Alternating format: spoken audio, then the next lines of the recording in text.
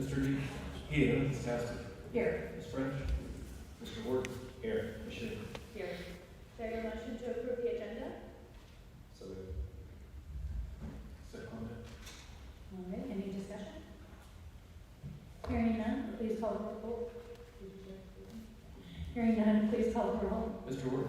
Yes. Mr. D. Yes. Ms. Castor. Yes. Ms. Schaefer. Yes. Please join me in the pledge of allegiance.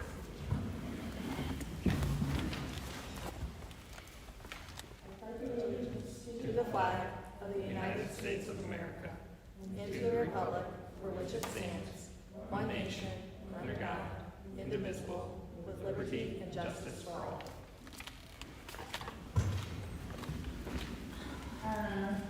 Mrs. French apologized for her absence. She had a last-minute emergency that did not allow her to attend this evening. And with that, I will pass it on to superintendent's comments. We welcome Dr. Whitley, and we're so excited to have you sitting up here at the table instead of in the audience, and to what the possibilities are for our future. So thank you for joining us here today. Thank you, I'm very excited. As you know, we are gearing up for the start of the school year. Betsy and I, our communications director, have been working diligently to plan for convocation. Convocation is on Wednesday, August 14th. It will take place at Lakota East High School. The program portion will begin at 8 o'clock. All of the doors will open at 7:15. And our theme for this year is Together We Can. And so I think really it's a wonderful opportunity to bring all staff across the district together and really set the tone for the year about what we can partner on and how we can partner, because together we really can do amazing things, whether we're talking about the board, or our staff, or our executive team, or our students. And so really it's just a wonderful time to rally around and be excited about the school year. So that is up and coming. I also wanted to give you an update just about, during the interview process, I had a superintendent entry plan, and I wanted to give you an update about how that's going and how that's progressing. Part of that first section of that plan that I presented to you is around the Board of Education. I know in early August we get to spend some time together and really talk about how we function as a team and kind of set that direction, so that's up and coming. Also, community engagement was a large part of that plan. And so we will be having listening and learning sessions throughout the entire fall semester. So really August through December, we actually already had one with the executive team, but really it's an opportunity to meet with as many stakeholder groups as absolutely possible and really ask those groups the same 3 questions.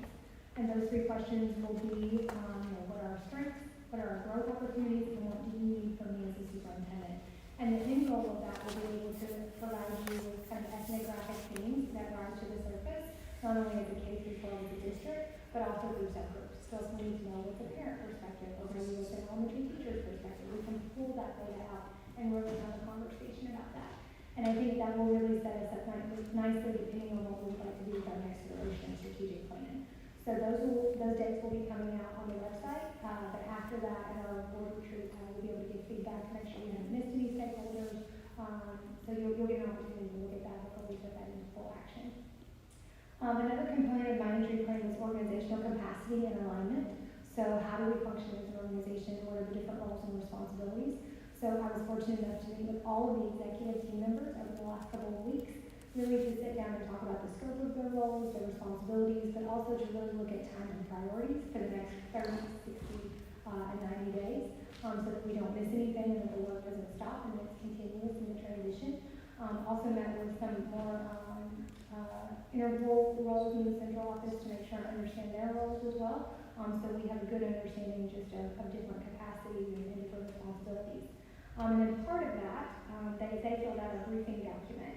And I love to see people's briefing documents because you kind of get in their brain and how they think. So lots of good linked documents and good time for me to review not only just kind of documents that are created in the work and how we think and organize, but also really rich data to look at everything from like student support tickets to building enrollments. So just really diving into that so that we have a really good scope of the work that's laid out before us. And then operations and finance, I spend a lot of time with Mr. Zink. So I get a lot of updates, and whether that's finance committee or looking at our forecast, and part of that we'll also be talking about master facilities.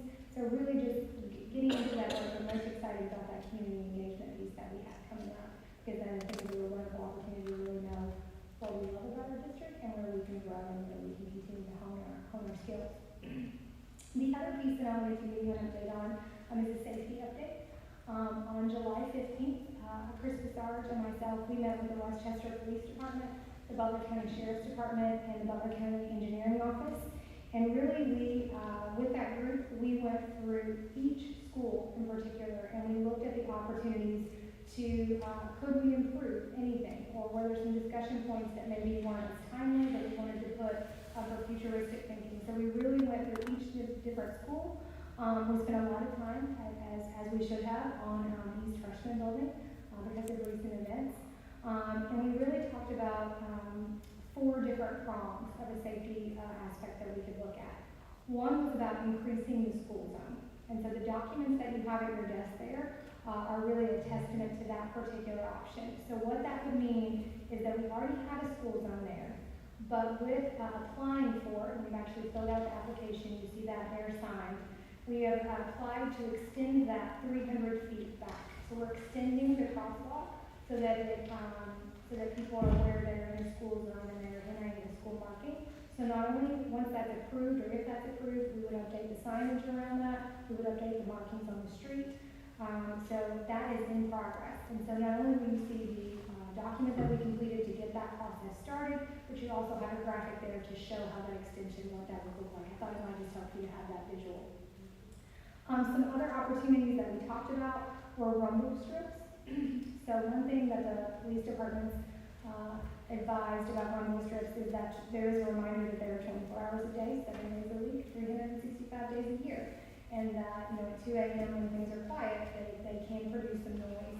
So if we were, at this point we're not, but if we were to pursue rumble strips, their suggestion was to make sure that all residents in that surrounding area around East Freshman and the neighborhoods would sign off on that so that they understand what that would look like. And they recommended that we would not go forward with that unless all residents were comfortable. They've had some prior experiences in surrounding districts where the rumble strips were actually installed, and then maybe 6 months later, residents were not quite as happy about the noise and they had to be removed. So that's one thing we could do. We haven't currently implemented that, but that is an option. The other thing is the speed limit. So right now, it is 40 miles going eastbound and 40 miles per hour going eastbound and 50 miles an hour going westbound. There actually was a speed study there years ago because the normal speed for a zone like that would be 45, so it was actually reduced to 40. They said we could certainly apply to do a speed study, but they did not think that that would probably come to fruition because we are not a city. So cities have the advantage of having a 35 mile per speed limit in some areas because we don't meet that definition. They felt pretty strongly that they would probably hold at that 40 miles per hour as least as it would go. We could apply for that, but again, they thought the likelihood of that would be probably pretty slim based on our definition of not being a city. The other thing, which we're actually going to do in coupling with the increasing the school zone and the crosswalk, would just be student education. Right, we do that with our smallest students where it's about how student blitz is about how you cross the street safely, look both ways. Older students have distractions sometimes that younger students don't, right, with phones or peers or things like that. So working with communications to get that kind of information back to school, working with high school principals, maybe junior high principals, to just reiterate that with some of our older students about not being distracted when you're crossing the street and really what that means.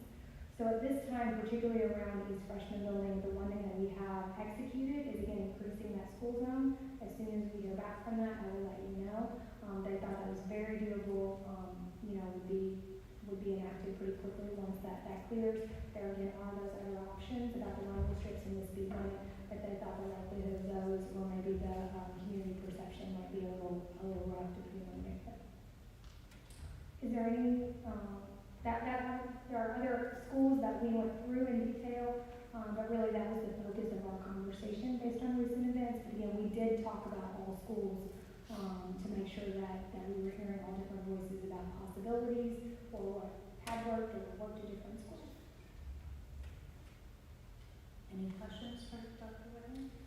A comment. I appreciate the update on convocation. The date is August 14th, correct? Mm-hmm. Oh my goodness, okay. Yeah, unfortunately I won't be here. I'll be on vacation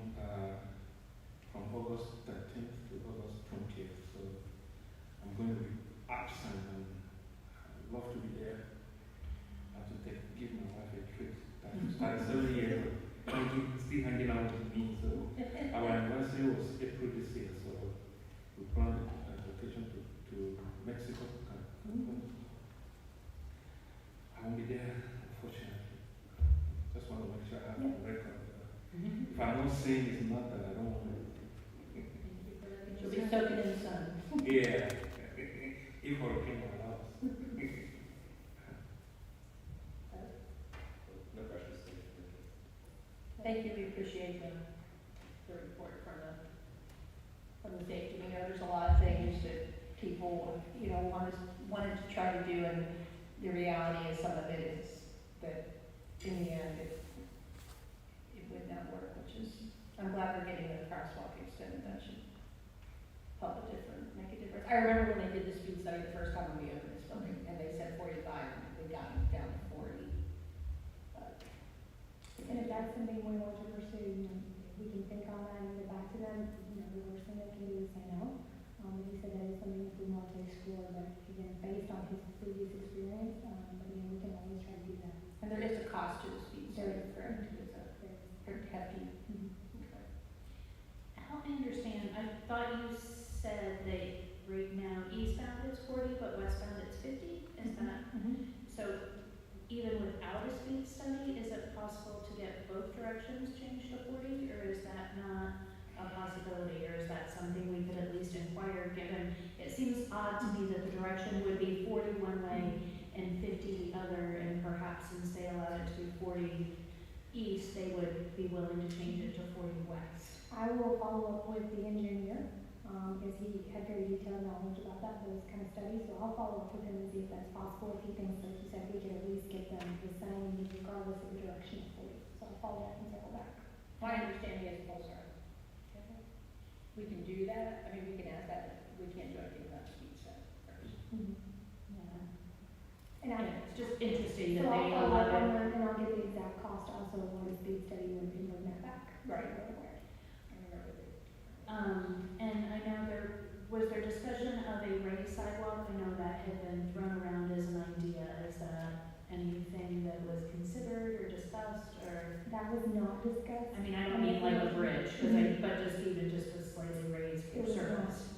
That did not come up at any building. That did not come up. Interesting. Okay. But I will add that to talk to him I mean, about. it's, if you would be able to ask the question.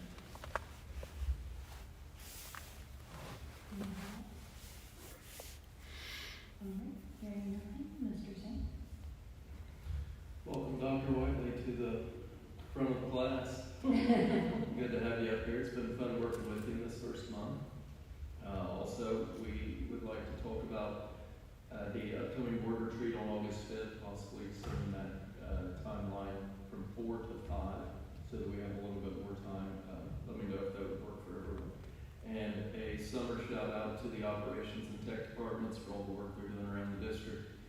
Some of us are very, very busy when the kids are out getting ready for the upcoming year, so appreciate everything that both departments are doing and their staff. So that's all I have.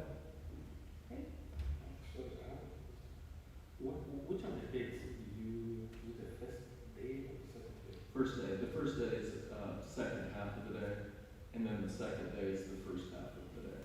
Okay, so you want the first day you want to Extend from 4 to 5, So 1 to 5. just an hour more. And then on the second day, we would be done at noon. Yeah. Mhm. So I have a lot of them. All right, any other further questions for Mr. Z? All right, hearing none, I will move to the Butler Tech report, passing out the newsletters. I realized I had forgotten to give you May, so you have May and July. My apologies, there's two. Butler Tech, we were able to focus at this meeting on adult education, which they kind of sometimes get overlooked a little, so they were excited to be able to share all the amazing things that are happening within adult ed.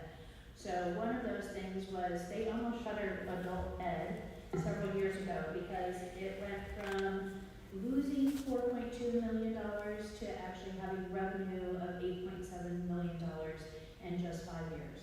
So it's been an amazing transformation in what's happening in adult ed, and the opportunities continue to abound. So they just reinvest that money that they paid into additional programs and opportunities for all students across the district. So they've invested in tech, in the biomed expansion, and the police academy expansion, and redoing the training facility they have there. They've expanded the HVAC training. They bought a police cruiser from Westchester. They've increased the number of drivers who are doing driver's ed in the cars. They now have 3 driver's ed cars that are being used.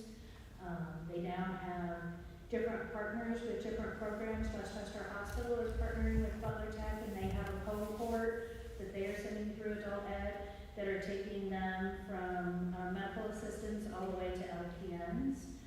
They will have an RN program starting January 2025.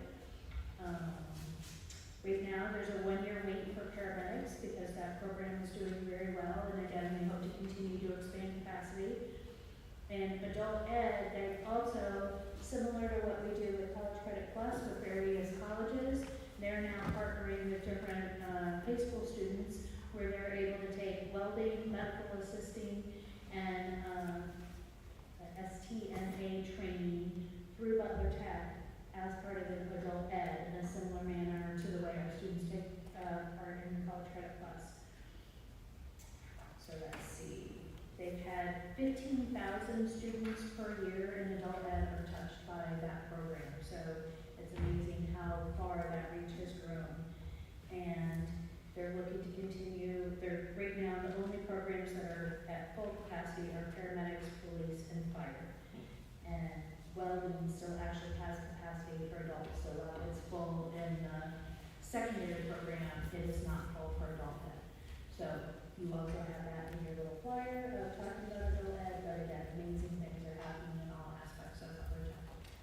So with that, we'll move to committee times and dates, just to say that they are on with board docs and with our agenda, so if you'd like to see any future committee meetings or board meetings, those are all listed there. And now we will move to treasurer's recommendation action items. We have approval of board minutes A, approval of monthly financial reports B, approving a contract with Sun Life for dental insurance. D is Aflac. E is cancer expert now. F, Samaritan Fund calendar year 2025. G is Flores Cobra and FMLA administration, and H is motion to approve in advance.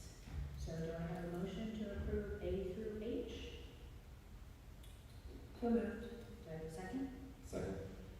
Adam, would you like to share some details on all of those items? You have a lot of details on a lot of these items. The Sun Life, it purchased Dental Care Plus, so that is just a replacement, and it's a 3-year contract that will operate through the administrative services. We are self-insured on dental. Then we have the Aflac supplemental benefits and group life insurance. The group life insurance, that is the board portion that all employees get per contract and policy. Then we have Cancer Expert. Now, this is a new initiative that was recommended to us by our TPA, Haran. They recommended this because it is a service where if we have staff who do have cancer, their doctors can use this resource to, it's actually directing them to experts in the specific cancer that the employee may have. So this is kind of an added benefit to those employees or dependents on the plan that are having cancer. Samaritan Fund, this is the 2nd year for that plan. That is it's kind of a supplemental benefit that helps employees that would qualify to be redirected to an additional different plan. Then Flores, that's for FMLA and COBRA administration. That's new this year. That is essentially employees when they are going on an FMLA leave. This is a third-party administrator that will help manage the documents and make sure we have forms and keep the approval process flowing, clean, and all that. And then the last one, that was a late add. I apologize for that. This is the approve of advances. When we advance at the end of the fiscal year, we have to advance back. So this is just flipping those back. We have to have board approval to do that. So any questions that anyone has on these? Yes, I have a question on cancer. You said cancer expert now. Where is that resources coming from, and who is paying for that? That comes from our self-insured insurance fund because it's a benefit for the employees that are paying for that insurance. So they also, it's supposed to be a program that will have a much more efficient treatment to whatever the diagnosis is. So that's where they believe that it saves money and it's a guarantee of the savings. So it's kind of a win-win, I guess.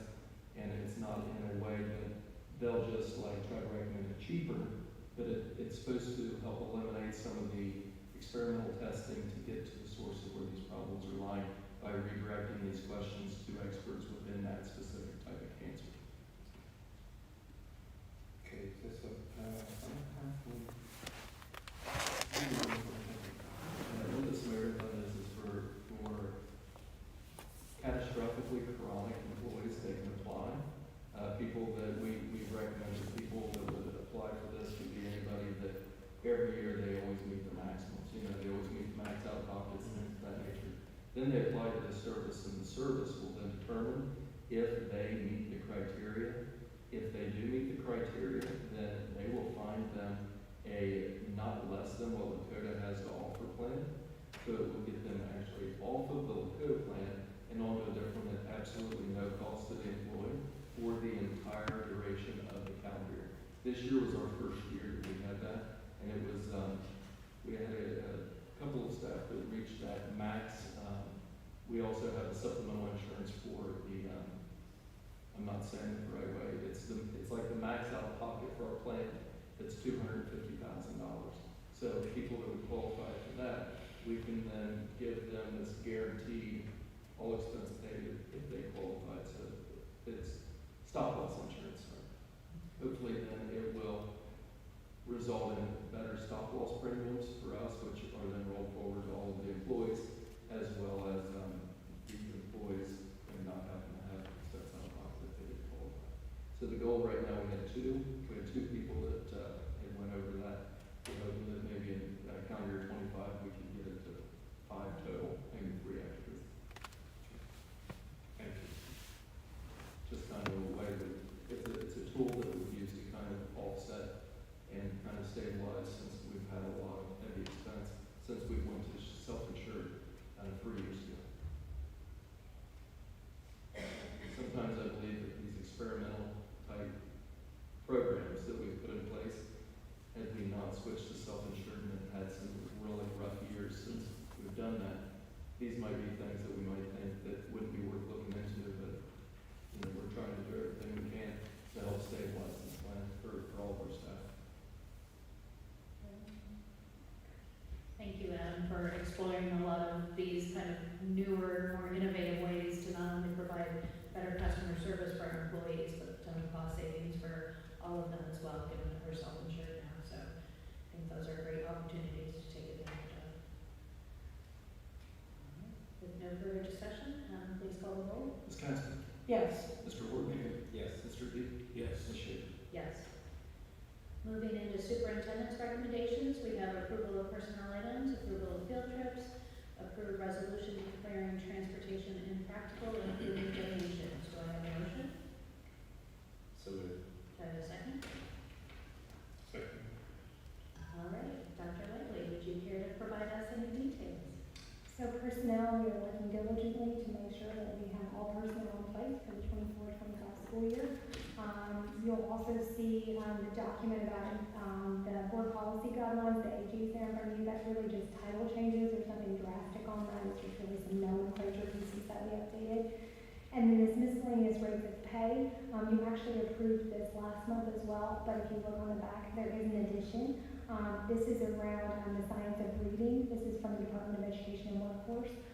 That has a requirement that all staff, all administrators, all staff do a module through their SAFE account to their professional license account. And the state says that they will have payment for that. So this is just outlining that miscellaneous pay rate that you will have for the year, for the upcoming year.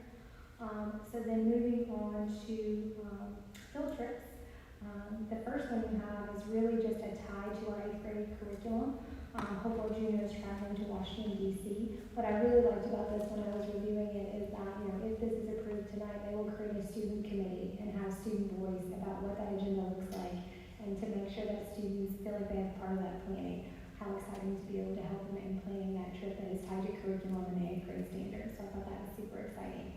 The other field trip you have there is athletic based. It is a holiday invitational in Tampa, Florida, and those are sponsored by fundraising dollars, so that's not a cost to the district. I want to note that. Then you also have the resolution declaring transportation impractical. You might be thinking, wait a minute, I saw this on the June 27th meeting. Well, that was because that was for last school year, 23-24. The one you're seeing tonight is for the upcoming school year for 24-25. So really, we do this at the beginning of the school year to do all the students that we know are going to enter the school year under this resolution, and then you will also see it again at the end of the year like you did in June for the kids, or for the students who have done that throughout the school year to declare transportation impractical. So this is really tied to Ohio Revised Code 3327.02, that if the district determines that transportation is impractical, they work with the parent through a letter both to the parent and the state boards to kind of work through that piece. So the ones you're seeing tonight are for the 24-25 school year. The ones you approved last month were to end out the 23-24 school year.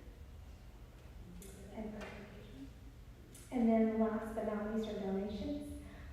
We're always very thankful and appreciative to anyone who makes donations to the district. So you have an itemized list there of the various things. I remember Mr. Zink a couple of meetings ago just talking about at the end of the school year with that donation, and that really looked like it was very, very impressive. And again, very, very thankful for the community support that we have through donations. Great. Any questions? Yes, I have a question on transportation in practical. Mm-hmm. Do we have a projection for next year? How many students are going to be impacted? So it is the list attached to that, the secondary list right here. These are all the students that we have thus far. It's actually put on your computer Oh, to okay. the agenda.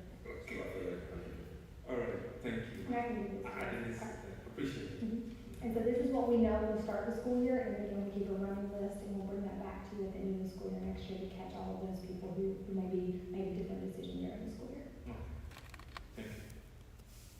Any further questions?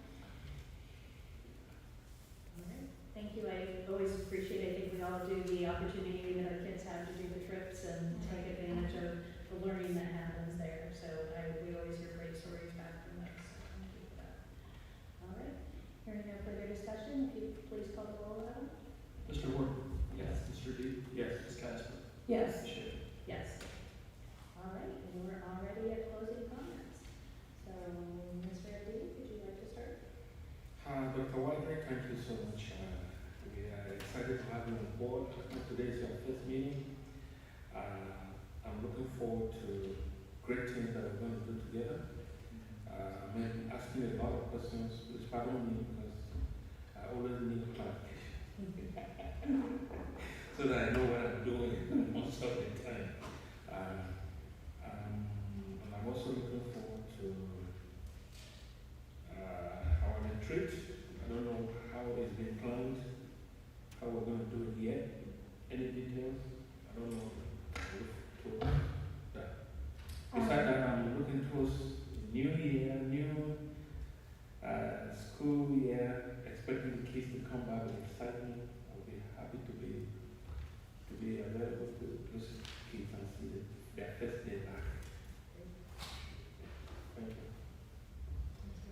So, really excited for the board retreat coming up as well as the fact that we've got less than a month before school starts, which my kids are very aware of. What I'll say is, I'll use this opportunity to just reiterate the call for volunteers in our schools. Over the past couple of years, we've seen the amount of volunteers in our schools decline, and I love the theme that you and Betsy have come up with, Dr. White, for this year. Together we can, and I think that can help feed into some of that call for volunteerism in our schools. So I'm really excited to see that develop. And for anyone who's listening to this, if you haven't reached out to your BTSO or PTO in your schools, please do so now. They are actively planning their program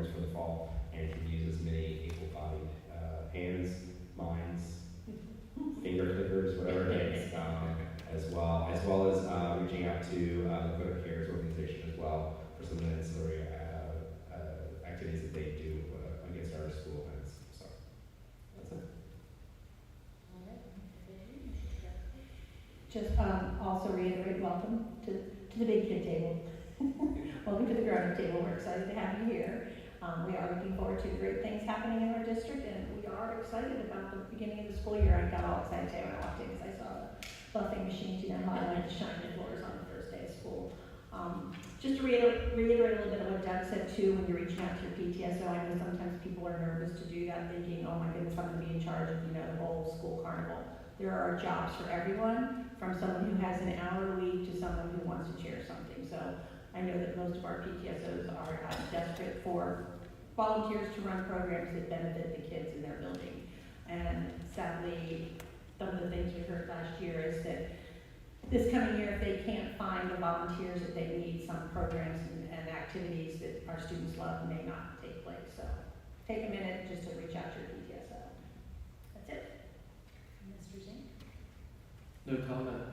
I'm going to seeing this clock and how quick this meeting's going. I know we're making a lot of progress. So I'm with that. No, I just want to reiterate, I'm so excited to be here. It's been a wonderful few weeks with the team and the central office, and you know, when we were coming up with the theme, I truly believe in my heart that together we really can do wonderful things. And I'm just excited to see children and to see staff and to be in buildings and really partner. So I think it's going to be a really, really exciting year. Thank you to everyone for all their hard work over the summer. I know some of our teachers take a much needed break, but then they're also getting right back in and digging in for what the possibilities are for next year. So thank you for not only our teaching staff, but all the support staff that's working tirelessly to prepare the buildings. As Kelly said, those floors don't look themselves. They're busy doing all of that work, as well as our administrators who work the year round and making sure our students have the very best opportunities. So thank you to everyone, and again, I reiterate, we're so thrilled. I can't believe we're almost at that point where the school year's starting again. But we all know that the possibilities are endless with this team that we've got, and we look forward to great things. So thank you. With that, I'll take a motion to adjourn. So moved. Second? Go ahead. Second. Any discussion? Hearing none, Adam, please call the roll. Mr. D. Yes. Mr. Wharton. Yes. Ms. Casper. Yes. Ms. Schaefer. Yes.